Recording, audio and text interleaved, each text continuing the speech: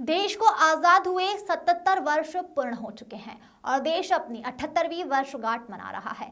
लेकिन देश में युवाओं की मानसिक विकृति आज भी नशे की गुलाम है।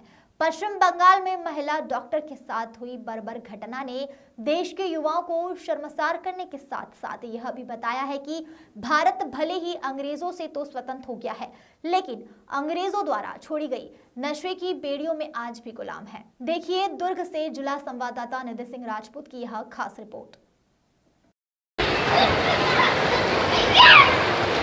15 अगस्त यानी कि आज हम आज़ादी के 78वें वर्ष में प्रवेश कर चुके हैं, किंतु सही मायनों में हम आज़ाद नहीं हुए हैं। आज़ाद नहीं हुए हैं कहने का अर्थ ये नहीं कि हम ग्लोबल स्तर पर आज़ाद नहीं हुए हैं।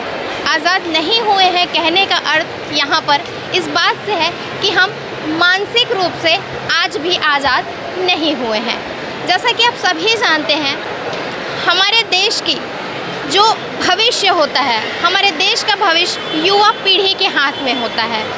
युवा चाहे तो सब कुछ कर सकता है, लेकिन आज भी जो युवा पीढ़ी है पूरी तरह नशे में धुत रहती है। नशे में धुत होने के कारण उन्हें इस बात सही और गलत में कोई फ़र्क समझ में नहीं आता है, जिसकी वजह से उनके द्वारा अलग अलग कृत्य या वारदात या घटनाओं को अंजाम दे दिया जाता है।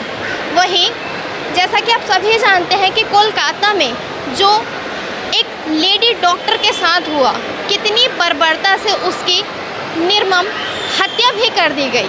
कहीं ना कहीं कहने का अर्थ ये है, जिसके द्वारा ये सब हुआ वो मानसिक रूप से विकृति को दर्शाता है। स्वदेश 24x7 चैनल परिवार की तरफ से हम अपने देश के युवा पीढ़ी से ये अनुरोध करेंगे कि जैसा कि देश का भविष्य, उस युवा का भविष्य, उस युवा के परिवार का भविष्य हमारे हाथों में होता है।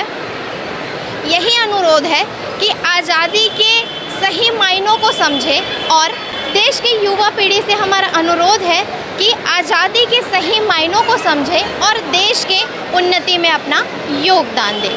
स्वदेश 24x7 न्यूज़ चैनल से निधि सिंह राजपूत।